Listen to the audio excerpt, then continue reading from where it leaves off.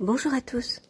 Alors juste un petit encart pour vous dire que il y aura 5 émissions et non pas 4 à cette série. Donc je vais en rajouter une toute dernière que vous aurez dans quelques jours après celle-ci. Voilà, à très bientôt pour une prochaine.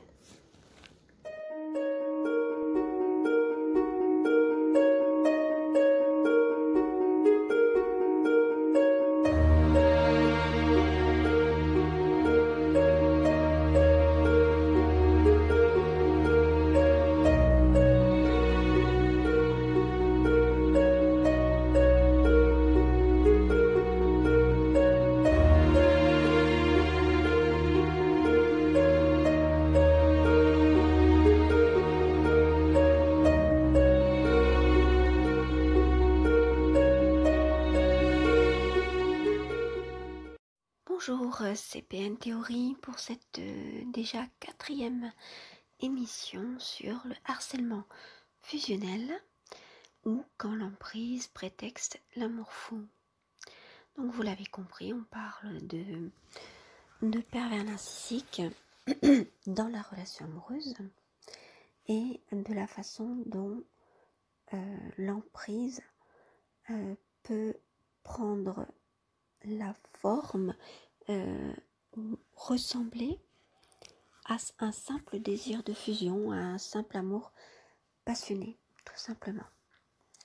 Donc, on va parler plus précisément de la relation au jour le jour, comment ça se passe avec un pervers narcissique. Alors, ce sont des choses qui sont communes autant aux relations amoureuses qu'aux relations professionnelles, donc quand on rencontre un pervers narcissique dans la vie professionnelle ou alors aux autres relations amicales, de voisinage, etc. Parce que ce sont des fonctionnements qui sont les mêmes chez tous les pervers narcissiques. Alors, quels sont ces fonctionnements? Alors, on a parlé un peu de certains dans les autres émissions. Donc, j'ai parlé de l'inversion, c'est-à-dire que, qu'est-ce que c'est que l'inversion? En fait, c'est que à chaque fois que votre partenaire pervers narcissique fera quelque chose de mauvais ou ressentira quelque chose de mauvais, il ne va pas l'assumer, il va dire au contraire, et va en être même persuadé parce que comme mécanisme de défense, il aura la projection et l'inversion. Et donc l'inversion, c'est quoi? C'est quand il va, s'il est jaloux par exemple, il va dire mais non, je ne suis pas jaloux, c'est toi qui es jalouse. Voilà. S'il ressent du désir pour vous et que ça l'ennuie parce que il ne voudrait pas en ressentir ou parce que, comme je vous l'ai dit, il voit cette relation comme un combat, il va dire mais c'est toi qui as envie de moi. C'est toi qui veux. Voilà. Si jamais lui est trop fatigué pour une relation sexuelle par exemple, il va dire mais en fait t'as jamais envie, tu veux pas de moi, des choses comme ça. Alors que c'est lui qui sera à l'origine, vous voyez. Donc l'inversion, c'est inverser complètement les choses, les situations, retourner les situations, ce qu'ils savent très bien faire, notamment dans le domaine juridique, lorsque vous vous retrouvez devant les tribunaux avec eux comme adversaires. Ils savent très bien retourner la situation, ce qui fait que vous êtes tellement dans la sidération, tellement sidéré qu'une personne, pervers narcissique, homme ou femme, puisse dire tout le contraire de ce qu'il avait dit 5 minutes avant, par exemple, ou tout le contraire de ce qui s'est passé, inventer complètement, ou alors, par exemple, si c'est lui qui est parti, dire que c'est vous qui êtes parti, vous voyez, qui avez quitté le domicile conjugal. Alors, c'est vrai que ça peut être compliqué, très, très flou, parce que on le verra dans une autre émission sur le déchirement, la rupture. En fait, il y a beaucoup d'allers-retours dans ces relations-là, sauf Si une personne a de la chance et qu'elle part, et qu'effectivement elle arrive à ce qu'elle ne soit plus embêtée par un pervers narcissique, c'est très bien, tant mieux. Mais généralement, il y a beaucoup d'allers-retours tant que la personne est toujours sous emprise et parce que si elle part, c'est que elle a considéré, elle a remarqué cette violence morale, ce harcèlement, cette perversion, qu'elle ne le veut plus, et donc elle part. Cependant, on peut partir et rester sous emprise. C'est là toute la problématique de la rupture avec un pervers narcissique, et c'est ce qui explique ces allers et retours. Voilà. Donc ça, je le laisse de côté parce que c'est pour les vidéos sur la rupture où on verra vraiment tout ça en détail. Donc il y a l'inversion, il y a aussi la projection, c'est-à-dire qu'il va projeter tous ses désirs, toutes ses intentions sur vous. Et alors, par exemple, s'il a l'intention de vous faire du mal, ou s'il a envie par exemple, vous surveiller, d'accord, en surveillant vos textos, par exemple, sur votre téléphone, etc., il va vous soupçonner de le faire. Voilà, c'est un peu l'inversion aussi, mais c'est dans le fait qu'il projette ses propres intentions ou ses propres désirs, ses propres volontés sur vous. Voilà, c'est-à-dire, ce n'est plus lui qui veut vous surveiller, c'est vous qu'il soupçonne de le surveiller, de vouloir le surveiller. Un troisième type de fonctionnement qui est assez récurrent, ou une pratique qui est évidemment inconsciente, c'est le fait d'agir par surprise, quand vous ne vous y attendez pas. C'est-à-dire que si par exemple, vous avez dit et redit que vous ne supportez pas par exemple sa sœur ou sa mère, etc., que vous n'aimez pas qu'on vous prévienne à la dernière minute pour une invitation, ou alors si cette personne apporte quelqu'un à manger par exemple le soir, eh bien c'est justement ce qu'il va faire par surprise, de manière à ce que vous ne pouviez pas réagir comme vous l'auriez fait. Ou alors ça peut être aussi de vous demander au dernier moment, tout ça c'est pour vous manipuler, hein, c'est en rapport avec c'est dans les techniques de manipulation de toute façon, c'est en rapport avec la manipulation, c'est-à-dire pour faire en sorte que vous acceptiez ce qu'au départ vous n'auriez peut-être pas accepté naturellement, c'est-à-dire si les choses s'étaient passées dans un laps de temps correct. Or là, il utilise la surprise, l'effet de surprise, ou l'effet d'urgence aussi, pour dire « Oh là là, il faut absolument que je parte, je suis désolée, on en parlera une autre fois. » Voilà. C'est-à-dire que vous vouliez parler d'un sujet, par exemple, mettre à plat un problème, et puis bizarrement, il faut qu'il parte absolument. Il a un rendez-vous. Alors je dis il, c'est il ou elle, hein, bien sûr. Donc voilà, il y a l'histoire de l'urgence et pour échapper à une conversation, l'effet de surprise, donc ça peut être tout un tas de choses, c'est-à-dire créer une situation inattendue, ou alors dire qu'effectivement il faut absolument qu'il parte, ou il faut absolument que vous partiez parce que il faut que vous fassiez quelque chose pour lui, etc. Mais par surprise, ce qui fait que, par exemple, ça peut être je suis absolument à découvert, il faut absolument que tu me vires, je sais pas moi, 300 € parce que je vais avoir un problème, c'est très grave, le chèque que j'ai fait pour tes courses justement, il ne va pas pouvoir être encaissable, ça va poser des problèmes, donc il faut. Donc par exemple, cet argent, vous êtes forcément obligé de le virer, même si vous ne l'avez pas et que vous allez être vous-même à découvert. Par exemple, vous voyez, c'est un exemple parmi d'autres, mais c'est vrai que le pervers narcissique utilise beaucoup ces moyens, la technique de la surprise ou de l'urgence. Après, il y a le fait qu'au jour le jour aussi, on en a parlé dans une émission précédente, au jour le jour, vous viviez dans une sorte de cycle émotionnel et vous fonctionnez un petit peu vous ayez un fonctionnement cyclique entre une violence extrême, alors une violence morale, hein, pas forcément physique.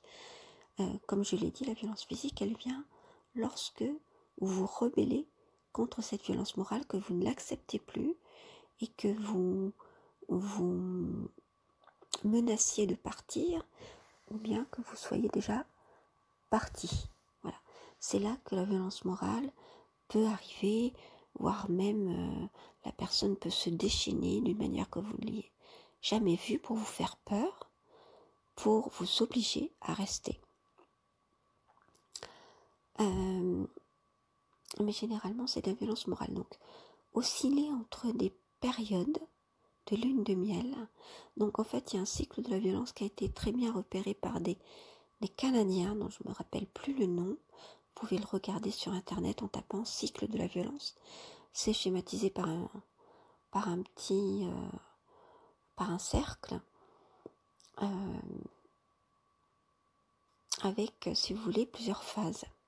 Donc il y a la phase de séduction ou de lune de miel, et puis il y a la phase de tension, où effectivement il peut vous mettre un peu sous tension, en vous reprochant des choses, mais ça va encore, c'est-à-dire que c'est pas les grandes colères ou les grandes agressions, les grands conflits, les grandes scènes.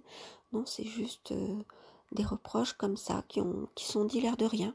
Non, mais j'ai dit ça, j'ai rien dit, je sais pas, ne le prends pas mal, etc. Alors ça, c'est la phase de tension, c'est-à-dire que lorsque vous êtes habitué en tant que victime à la vie avec un pervers narcissique, vous savez très bien que la phase suivante, ça va être au contraire la phase violente.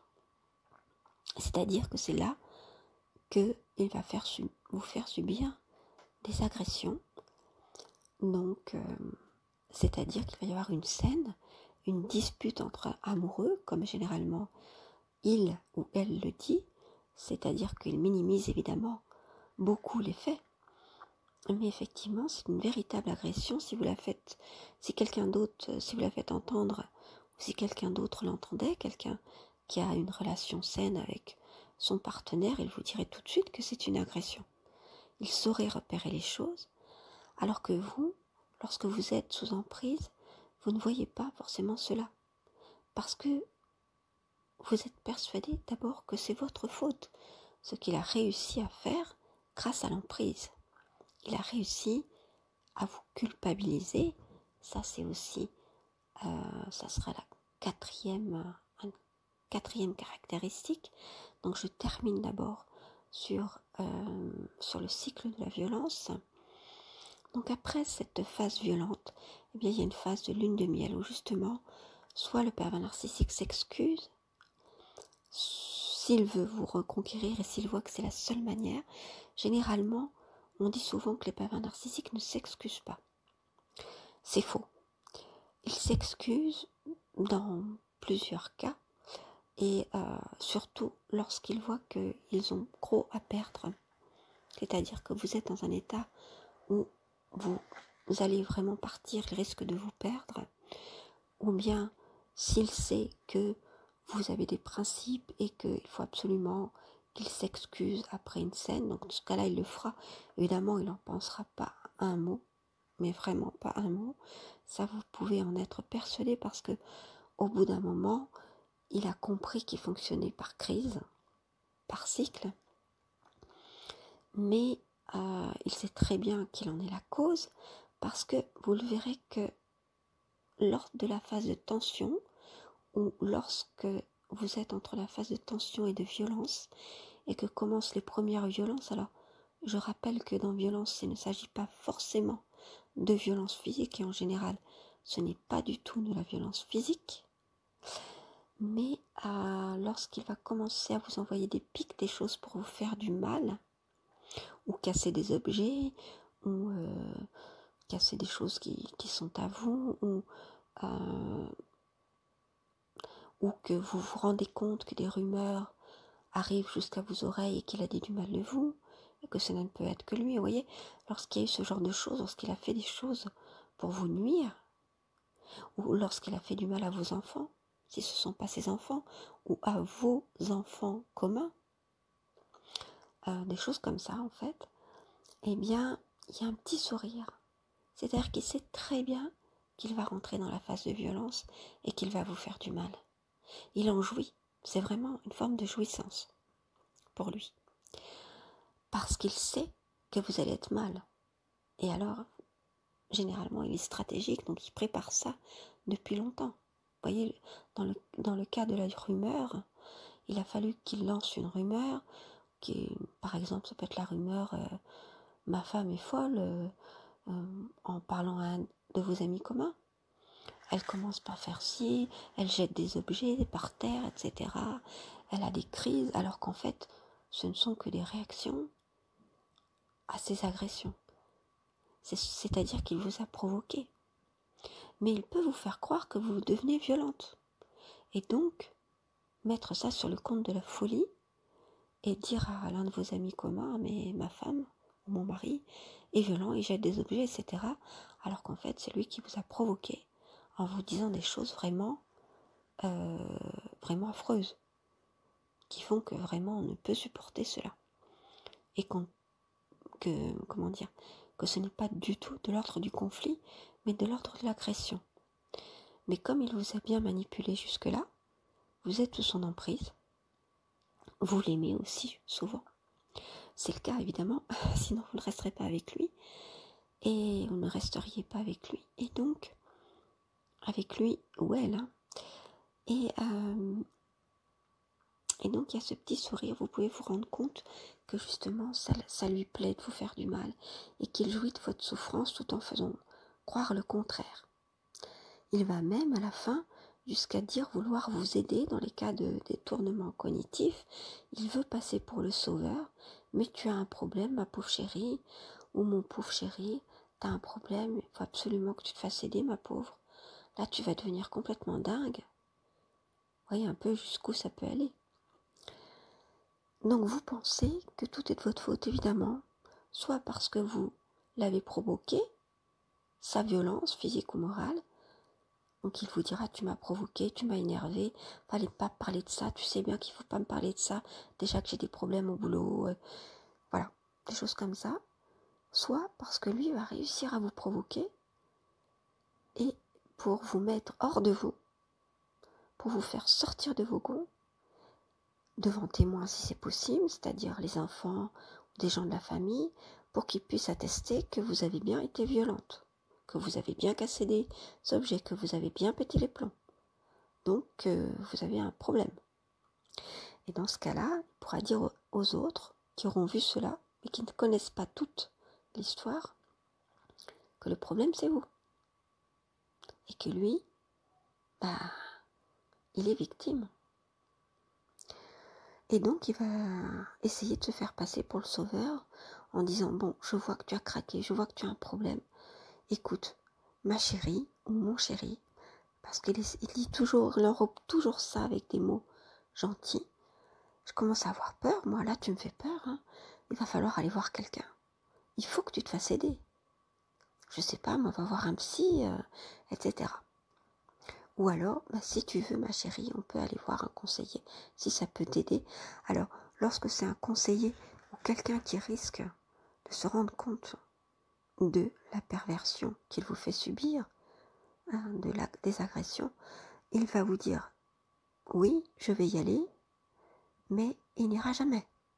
Il y aura toujours des prétextes, ou alors il va faire en sorte que ça n'aboutisse pas. Voilà. Donc voilà ce que je voulais dire pour le cycle de la violence. Alors, une autre des caractéristiques dont je vous ai parlé tout à l'heure, c'est la culpabilisation. Alors, je l'ai un petit peu imagé avec l'exemple de tout à l'heure, où vous voyez bien qu'il essaie de vous faire culpabiliser, de retourner les choses en disant que le problème c'est vous, pour que vous culpabilisiez et que vous vous dites, ah non, finalement, c'est pas lui qui m'agresse. Et peut-être que tout ça, c'est dans ma tête. Vous allez vous poser des questions, vous dire, mais en fait, tout le problème, c'est moi, quoi. S'il y avait quelqu'un d'autre, si c'était quelqu'un d'autre qui était avec cette personne, ça se passerait très bien. Et c'est ce qu'il vous fait croire. C'est toi qui as un problème. Je ne comprends pas que tu prennes mal quand je te dis ça, alors qu'en fait, il vous agresse, parce que je le dis aux autres et ils le prennent très bien. Et alors, à ce moment-là, il prend exemple sur quelqu'un d'autre, un de vos amis ou une de vos amies, qui, elle ou qui, lui, prend très bien les choses et avec qui ça se passe très bien. Alors, souvent, il prend des exemples en expliquant que les autres sont parfaits, que lui, il est aussi, parce qu'il ne voit pas ce qu'il a fait de mal. Pauvre chéri, là. Il n'a rien fait de mal, vous voyez. Et donc, en fait, c'est vous qui avez vraiment un problème. Alors, comme il a su bien voir quelle était votre faille, il va faire en sorte que ça colle avec la faille, c'est-à-dire qu'il va exploiter cette faille. Par exemple, si vous avez un problème de poids, par exemple, il va dire que tout est de votre faute parce que c'est vous qui avez un problème de poids et vous faire culpabiliser là-dessus. Et vous dire que c'est pour ça qu'il n'a plus envie de vous, ou que c'est pour ça que les enfants ont honte de leur mère ou de leur père. Voyez, en gros, des choses comme ça qui sont vraiment horribles. Mais il va vous les dire d'une manière naturelle en disant, mais je comprends pas pourquoi tu t'énerves, mais pourquoi tu t'énerves, pourquoi tu t'en viens à casser des objets comme ça, à tout lancer partout, parce qu'évidemment, il va vous faire sortir de vos gonds. Voilà, donc j'ai listé là quelques petits aspects qui peuvent vous faire toucher du doigt ou faire identifier le fait que vous vivez une relation, alors oui, je vais dire une relation perverse, même si les psychologues disent que ce n'est pas une relation parce que ils ne vous considèrent pas, vous qui êtes la victime, donc comme une personne mais comme un objet, effectivement on pourrait le dire. Mais j'appelle quand même cela relation perverse, donc que vous êtes dans un environnement pervers. Voilà, ça peut-être vous mettre la puce à l'oreille si c'est le cas.